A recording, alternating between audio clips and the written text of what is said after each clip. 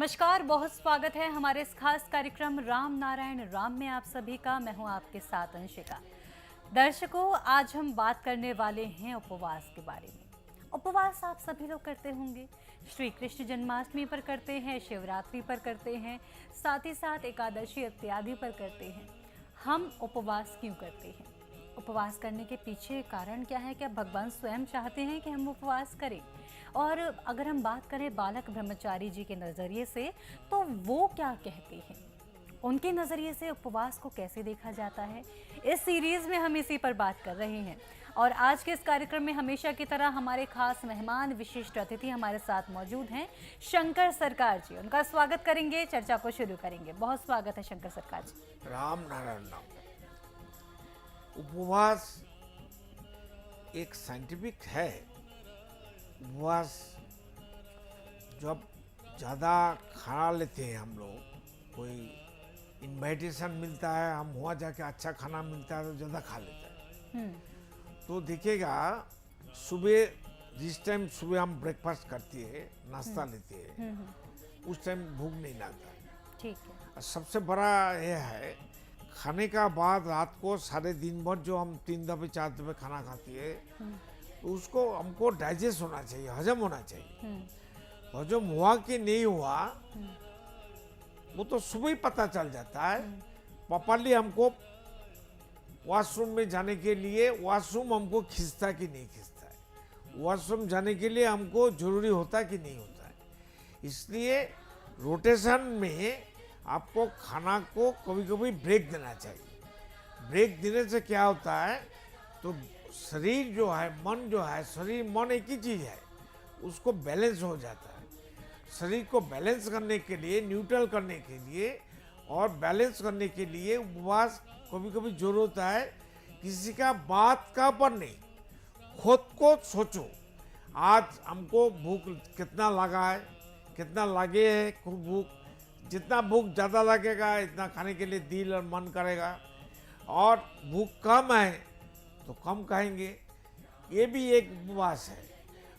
हर रोज हर इंसान को सोचना चाहिए, कल ये स्टडी हम क्या खाया, खाने का बाद हमारा वॉशरूम प्रॉपरली हुआ कि नहीं हुआ, हमारा नींद अच्छा हुआ कि नहीं हुआ, क्यों नहीं हुआ, इसका कारण तुम खुद को ढूंढना है, खुद का अंदर। तो ये स्टडी का तुम्हारा मूवमेंट, खाना पीना चलना बढ़ना, उसको रिसर्च करो, उसको देखभाल करो, याद करो, तो तुमको आंसर मिल जाएगा जे एक्चुअल में हमारा आज प्रॉब्लम क्यों हुआ। हर प्रॉब्लम तुम्हारा विवेक तुमको बताएगा, तुम्हारा मन तुमको बताएगा। तो उसको ध्यानपूर्वक सुनना चाहिए, खुद का ऊपर संगत करना चाहिए। मन को पूछो, खुद को पूछो, अभी तुम कैसे हो। हमारा हर काम, सबका मन हर काम करती है, हम कुछ नहीं करती है। हमारा मन नहीं चाहेगा, मन को नहीं बताएंगे तो हाथ उठेगा, यहाँ कीड़ा बैठ गया सिर पर, तो ब्रेन बोलता है मन को, देखो हमारा मन को बोलता है, बताता है एक कीड़ा तुम्हारा बाल पर बैठा है, तो हम मन को बोलेंगे अच्छा उठाओ बाहर कर दो, तो हाथ उठ जाता है, सिर पर चले जाता है, वो निकाल के बाहर फेंक देता है। तो उपवास करने के लिए कोई अलग धर्म मजहब का बात नहीं है, वो अपना अपना सोच है, अपना अपना समस्या है। खुद को समझना चाहिए, सोचना चाहिए, चिंतन करना चाहिए, ये हमारा क्या प्रॉब्लम हुआ, क्यों हुआ, यस्टरडे हम क्या कर्म किया, क्या खाना खाया, कितना टाइम में सोया, कितना टाइम में सुबह नींद से उठा, और क्या बुरा काम किया, क्या अच्छा काम किया, उसको ढूंढो ना, उसको तलाश करो, मिल जाएगा आंसर। आंसर देने के लिए तो विवेक बैठा है, वो सबसे बड़ा डॉक्टर है, वो सबसे बड़ा विवेक हमारा रिश्तेदार है और दोस्त है, वही हमारा गॉड है, भगवान है, अल्लाह है। पर प्रेसिडेंट, बहुत सारे लोग उपवास रखते हैं क्योंकि हमारे भगवान का जन्मदिन है, शिव कोई तिथि है। इस नज़रिए के बारे में आपसे जानना चाहूँगी। भगवान को कोई देखा है? किसी के पास प्रॉपर जानकारी है जिसने बताया उपवास करो? वो उपवास कैसे करते हैं? हम लोग तो पानी पीते हैं, जो रोजा रखते हैं वो लोग पानी नहीं पीते हैं। पानी आपसे आप खून से पानी पैदा होता है, डिवाइडेड हो जाता है। हमारा जो पानी का जरूरत है, मेरा खून से आपसे आप वो बैलेंस करते हैं। शरीर एक बैलेंस करने का मशीन है, जरिया है। शरीर मन सब एक ही चीज है, एक ही आधार है। अलग अलग टाइम में हमारा चाहने का माफी हम जैसे जैसे डिमांड करेंगे, मांगेंगे, खुद का अंदर मन को, वो हमारा प्रोडक्ट बना के दे देता है। इसलिए भगवान, ऊपर वाला, वो सब बोलने का एक जरिया है। ये सब सोचने का जरूरत नहीं है। भगवान जो हमारा अंदर विवेक बन के बैठा है, अलग से भगवान का ढूंढने की क्या जरूरत है। आपको मालूम है हिरण है ना, हिरण आपको हिंदी में क्या बोलता है? हिरण बोलता है ना। हिरन ही बोलते हैं। हिरण का मणिपुर में नाभि में एक कस्तूरी होता है, तो उसको इतना सुगंध होता है, उसका पीछे वो भागता है, लेकिन उसका शरीर में है उसको पता नहीं है। तो हम लोग को पता होना चाहिए जितना समस्या हो रहा है, जिस कारण से हो रहा है, उपवास करना है कि नहीं करना है, तो खुद आंसर हमारा अंदर ही है। दूसरा का बात सुनने का जरूरत नहीं है। हमारा विवेक हमारा गुरु है, विवेक हमारा अल्लाह है, विवेक हमारा गॉड है, विवेक हमारा भगवान है, विवेक हमारा ईश्वर है। भगवान हमारा सबका अंदर बसा हुआ है, ठहरा हुआ है, और वो हमारा दास बन के बैठा है, हमको जगाने के लिए, हमको उज्जीवित करने के लिए, हमको कर्म करने के लिए, हमको ज्ञानी बनाने के लिए, हमको अच्छा भगवान बन के ही आया। हम जब पैदा हुआ, जन्म लिया, भगवान बन के पैदा हुआ, फिर शैतान बन गया। तो भगवान बन के तो हमको जाना है, शैतान बन के हम मरेंगे क्या? मरने का टाइम शैतान हो जाएंगे। जन्म तो लिया साधु बन के, सन्यासी बन के, कर्म हमारा धर्म है, मत तो हमारा त्याग है। क्या त्याग करेंगे? त्याग करने के बाद शरीर को त्याग कर दिया, अगर लेके क्या जाएंगे? तो अभी जैसा कि बताया कि हमें जो है विवेक की बात सुननी है। अगर विवेक हमसे कह रहा है कि आपको अपने शरीर का ध्यान रखना चाहिए, आपको उपवास करने की ज़रूरत है, क्योंकि कहीं ना कहीं कई बार ऐसा होता है प्रेसिडेंट, हम सभी समझते हैं कि बॉडी अपने आप इंडिकेट करने लगती है कि क्लेंस नहीं हो रहा है, अब आप खाना मत खाइए तो डिटॉक्स होगा, तो जो एनर्जी है तो डिटॉक्स करने में लगेगी। तो प्रेसिडेंट, जब ये जैसा कि हम अपने विवेक की बात सुनते हैं, तो कहीं ना कहीं क्या ये हमारे जो और सनातन हैं, सनातन धर्म है, उसमें तो ऑलरेडी ये सारी चीज़ें बताई गई हैं कि आप ऐसे एकादशी को चावल मत खाओ और इस तरह से फास्टिंग करो। तो कहीं ना कहीं क्या ये विवेक के बारे में ही बातें हैं कि विवेक से पहले क्या धर्म ग्रंथों को ये चीज़ें पता है? आप जंगल में कभी घूमने के लिए गया? फॉरेस्ट में, नॉर्थ बंगाल में एक फॉरेस्ट है, हमारा घर का थोड़ा दूर में एक सुंदरबन बोल के एक फॉरेस्ट है। अच्छा। हर देश में, यहाँ कंट्री में एक फॉरेस्ट है, उसमें कितना हरियाली है, पेड़ पौधे बहुत है, कितना जीव जानवर है, प्राणी है।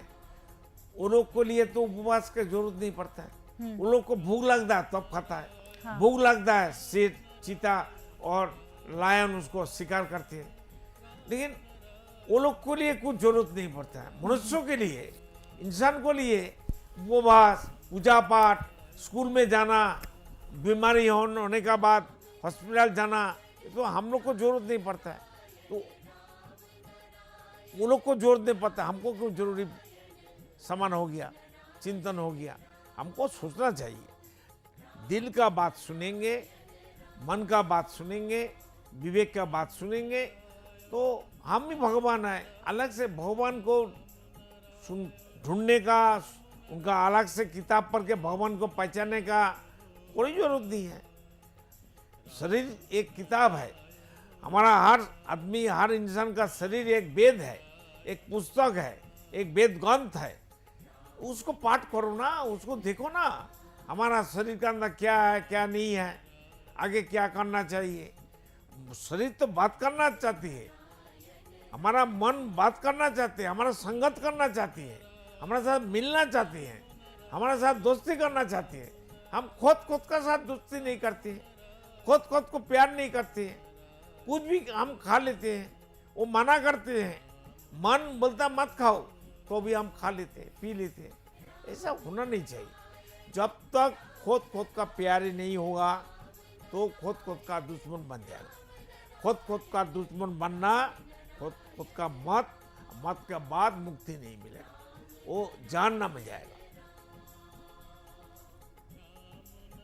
प्रेसिडेंट, अभी आपने कुछ समय पहले ये भी कहा था कि वेद ग्रंथों को पढ़ने की क्या ज़रूरत है, नहीं पढ़ना है। आपके इस बात से बहुत से जो सनातनी हैं वो नाराज़ भी हो सकते हैं, लेकिन क्योंकि हमें पता है कि आप हर बात लॉजिक के साथ में बोलते हैं, तो मैं आपसे लॉजिक समझना चाहती हूँ। अगर आपका कोई बीमारी हुआ तो हॉस्पिटल जाता है, डॉक्टर के पास जाता है, तो डॉक्टर पहले मेडिसिन देता है, उसी से काम नहीं होता है, बीमारी दूर नहीं होता है, ठीक नहीं होता है। डॉक्टर क्या बोलता है, जे तुमको ऑपरेशन करना है, तो ऑपरेशन के लिए हम रोते हैं, घर वाला बोलता है नहीं ऑपरेशन करना ही पड़ेगा, हमारा डॉक्टर का बात मानना ही पड़ता है। तो हम रोते हैं, डॉक्टर सुनते हैं, वो तो ऑपरेशन करता है। इसलिए ऑपरेशन का जरूरी है। इसलिए बातों में काम नहीं चलता है, प्रैक्टिकल होना चाहिए, प्रैक्टिकल में जीना चाहिए। हर चीज में हकीकत होता है, सच्चाई होता है। जो सच्चाई सबको पता है तो भी हम लोग सच्चाई को लेता नहीं है, सुनता नहीं है, उसको बाईपास करती है। लेकिन खुद को पहचानो, खुद को समझो, खुद को प्यार करो, खुद का बात खुद सुनो, जो क्या कहना चाहती है, हमारा दिल मेरे को क्या बताता है। दिल का प्यारी होना सब इंसान को जरूरी है। वो सनातनी धर्म, हिंदू धर्म, कोई भी मजहब का हो, सभी मजहब का आदमी बोला है आसमान निराकार है, सुनना है। आसमान निराकार है, निराकार है तो निराकार में इतना तारे नक्षत्र स्टार कहाँ से आया भाई? आसमान से ही तो पैदा हुआ, सृष्टि हुआ, और आसमान में विराज कर रहे हैं वो लोग, उसका घर आसमान ही है। और हम भी अभी आसमान में ही हैं। क्यों? हम जिस धरती के ऊपर हम अभी बैठा है, धरती आसमान में है, आसमान से आया है, आसमान में भी घूम रहा है। तो आसमान ही हमारा सब कुछ है। हमारा भगवान बोलो, अल्लाह बोलो, गॉड बोलो, हमारा आसमान है, वो निराकार नहीं है, वो परिपूर्ण है, पूर्णांग है, उसमें ही सब कुछ है। इतना अणु से भी छोटा छोटा पार्टिकल्स में है जो आत्मा को दिखाई नहीं देता है। वो आत्मा का हर चीज से बना आसमान है। आसमानी आत्मा का एक गोडाउन है, एक प्लेटफॉर्म है, आसमानी आत्मा है, आसमान ही आत्मा है, आसमानी आत्मा है। अच्छा। वो सबसे बड़ा आत्मा। सोच लो, वो 1,00,000 क्विंटल गोल्ड है और हम लोग 1-1 ग्राम गोल्ड लेके पैदा हुआ। तो 1,000 लाख टन गोल्ड अगर गोल्ड होगा, उससे काट के 1 ग्राम गोल्ड हम आ गया, तो 1 ग्राम गोल्ड है, वो भी गोल्ड है। एक बूंद पानी है, सागर का पानी भी पानी है, मिट्टी के अंदर जो पानी है वो भी पानी है, बतास में जो पानी है वो भी पानी है। एक बूंद पानी सागर का पानी का ही तो बात करता है, इशारा देता है, देखो मैं पानी हूँ, वहां भी पानी है। पानी का पास प्यास लेके जाता है, हमारा प्यास तृष्णा, हमारा भूख खाना का पास लेके जाता है, खाने के लिए हम तरसते हैं। इसलिए हर इशारा, इंगित और डायरेक्शन हमारा सबका शरीर से ही आता है।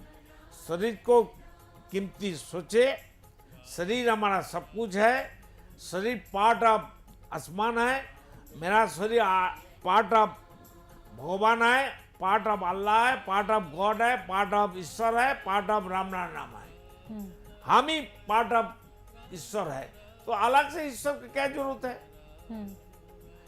किसी ने अल्लाह, भगवान, गॉड, ईश्वर को देखा है? उसे भेंट किया है? मुलाकात हुआ है? कैसे मुलाकात होगा?